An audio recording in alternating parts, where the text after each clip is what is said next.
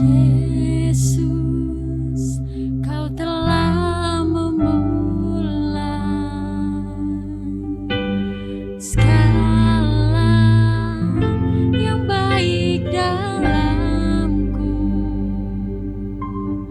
Engkau menjadikanku serupa gambaran-Mu dan berharga di mata-Mu.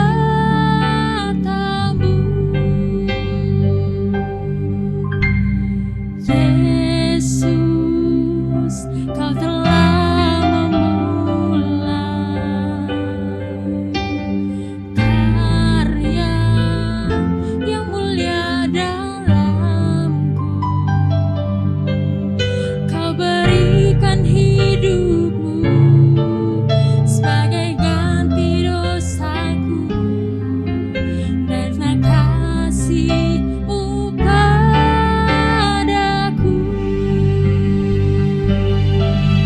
Sekarang ku memuji-Mu, Allah yang setia, yang tak pernah meninggalkan perbuatan tangan-Mu. Sekarang ku menyembah-Mu, Allah yang mulia, sempurnakan senap hidupku agar indah bagi-Mu.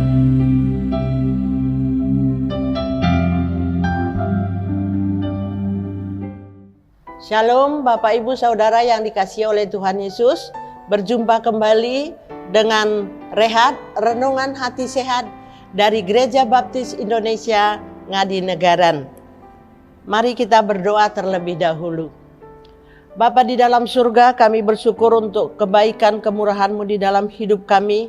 Biarlah renungan hati sehat pada saat ini akan masuk di dalam relung hati kami yang terdalam dan bisa kami hidupi di dalam kehidupan kami. Terima kasih Bapa, di dalam nama Tuhan Yesus kami berdoa. Amin. Bapak Ibu Saudara yang dikasihi oleh Tuhan Yesus, pada saat ini saya memberi judul renungan hati sehat kita, mencapai potensi penuh ke segala arah. Ya, seberapa banyak orang percaya yang tidak bisa mencapai potensi penuh di dalam kehidupannya. Mari kita baca dari Efesus 4 dari ayat 13 sampai yang ke-15. Saya akan membacakan, kita simak bersama-sama.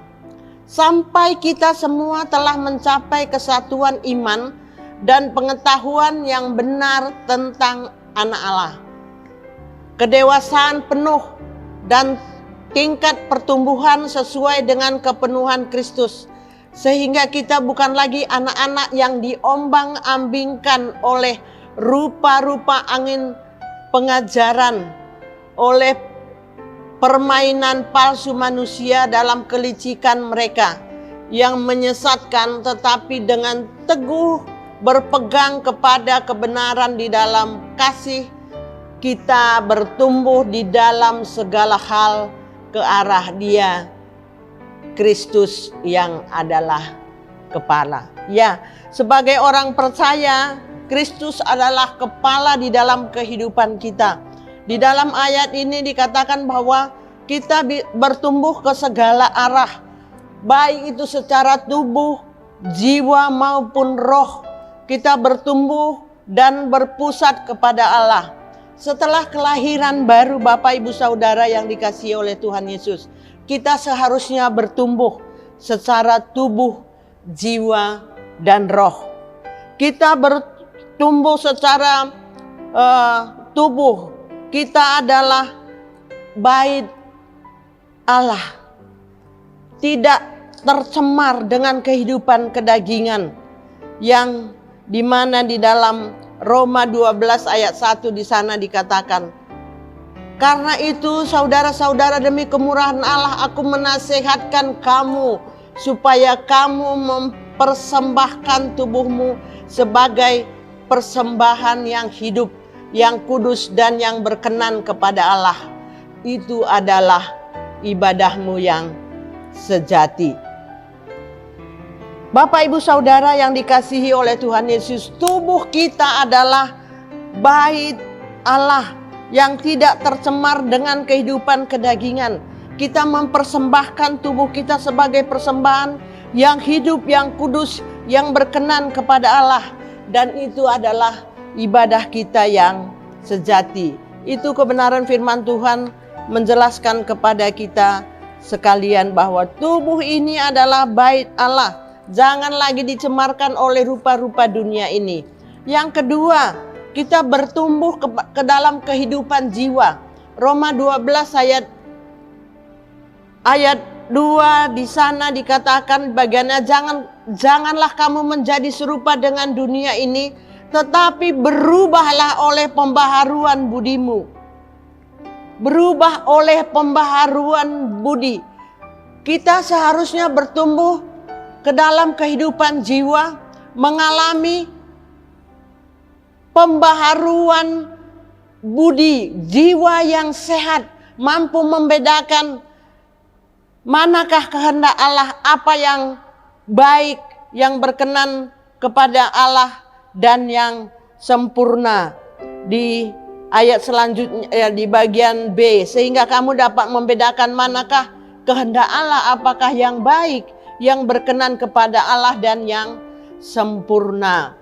Bapak Ibu Saudara yang dikasihi oleh Tuhan, supaya kita kudus dan tidak bercacat di hadapannya, bertumbuh oleh pembaharuan budi sebagai pembentukan pribadi yang dalam gambar dan rupa Allah, dengan hakikatnya, hakikat Allah yaitu Dia meletakkan kekekalan dan kemuliaan di dalam hidup kita, berkuasa, berintelektual tinggi, sehingga memiliki kemampuan untuk menguasai ciptaan Allah lainnya dengan perubahan akal budinya kita. Bapak Ibu Saudara yang dikasihi oleh Tuhan, beberapa waktu yang lalu saya menelpon keponakan saya dan kami bercerita, dan dia mengatakan bahwa banyak sekali permasalahan yang dia hadapi di dalam pekerjaannya. Ada banyak tekanan-tekanan yang dia hadapi di dalam kehidupannya. Tetapi satu kata yang satu kalimat yang membesarkan atau mendorong kita untuk bertumbuh di dalam pembaharuan budi, dia mengatakan, pokoknya kalau ada masalah itu dihadapi saja, pasti ada jalan keluarnya. Pasti Tuhan akan menolong dan memampukan kita memberikan jalan keluar di dalam setiap permasalahan, tekanan seberat apapun itu. Karena Tuhan meletakkan kekekalan dan kemuliaan dan berkuasa, berintelektual tinggi, sehingga memiliki kemampuan untuk menguasai ciptaan Allah lainnya. Seberapa kali kita merasa tertekan, seberapa kali kita merasa terpojok dan tidak bisa melakukan apa-apa, kita kehilangan akal, kita putus asa.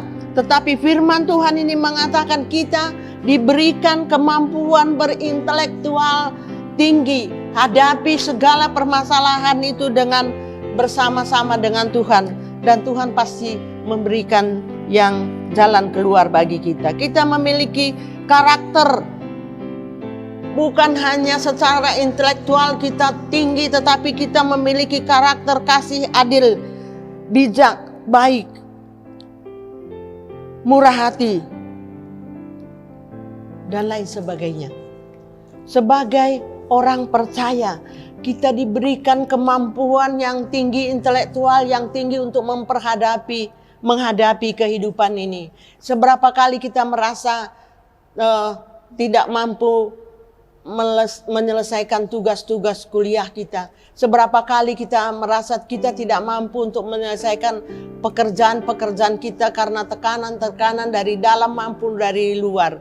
Tetapi firman Tuhan ini mengatakan bahwa Dia memberikan kemampuan intelektual yang tinggi kepada kita, hadapi semua permasalahan itu, pasti Tuhan akan memberikan jalan keluarnya. Yang ketiga adalah kita harus bertumbuh di dalam kehidupan roh, menyatu dengan dan melekat dalam kehendaknya. Kita memahami kehendak Tuhan di dalam kehidupan kita. Kita adalah gambar dan rupa Allah.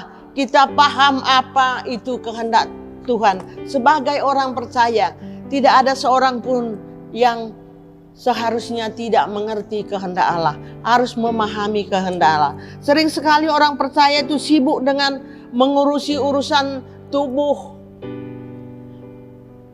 operasi wajah, bibir, hidung, mata supaya kelihatan bagus.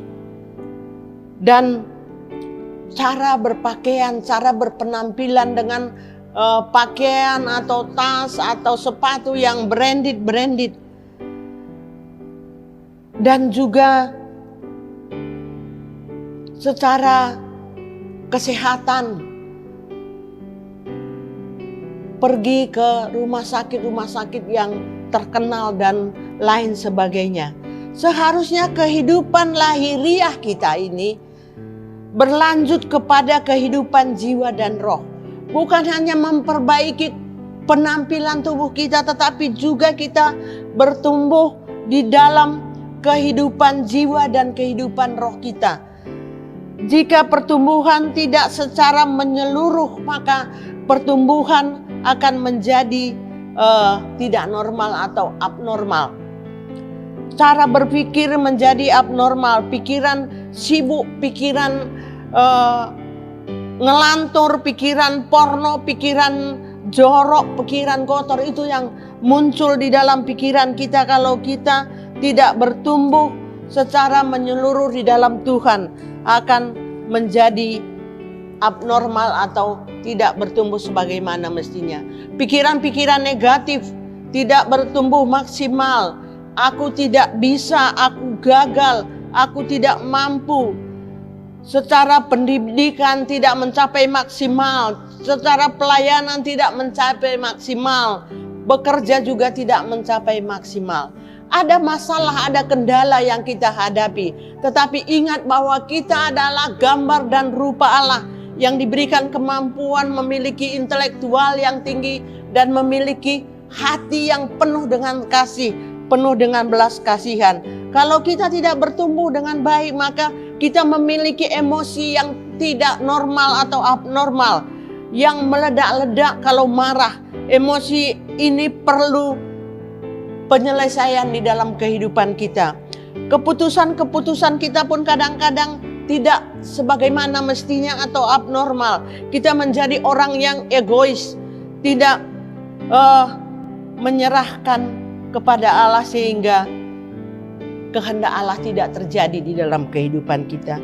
Sebagai umat tebusan Allah, kita dibersihkan, dikuduskan, dan diberikan kemampuan intelektual yang tinggi. Mari Bapak Ibu yang dikasihi oleh Tuhan, mari kita bawa hidup ini untuk dibentuk dan diarahkan. Allah masuk di dalam rancangan-rancangan kita. Kita mengakui bahwa hidup ini seluruhnya milik Allah, bukan milik kita. Seluruhnya adalah milik Kristus, baik tubuh, jiwa maupun roh kita adalah semuanya milik Kristus, karena Dia adalah kepala kita, karena seperti yang dikatakan oleh firman Tuhan tadi. Orang-orang percaya bertanggung jawab dan membiarkan Allah bekerja, mengambil bagiannya. Jangan bagian Allah pun kita mau kerjakan. Ada bagian-bagian kita kerjakan sebaik-baiknya. Tetapi biarlah bagian Allah bekerja sebagaimana mestinya. Kehidupan tubuh sebagai baiknya tidak dengan mematikan kehidupan daging. Tidak serupa lagi dengan dunia ini. Kehidupan jiwa dengan perubahan perilaku sehingga memiliki emosi, pikiran, dan kehendak yang benar dalam Tuhan Yesus Kristus. Mari bertumbuh bersama dalam iman kita. Kita bisa mencapai potensi yang penuh di dalam kehidupan kita sebagai umat Allah, karena memang Tuhan yang memampukan kita dan memberikan kemampuan ini.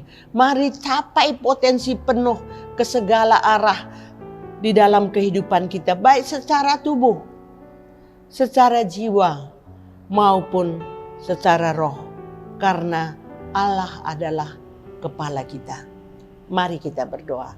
Biarlah firman ini Tuhan masuk di dalam hati kami yang terdalam, dan kami hidupi di dalam hidup ini, sehingga kami sungguh-sungguh dapat bertumbuh, mencapai potensi penuh ke segala arah di dalam kehidupan kami.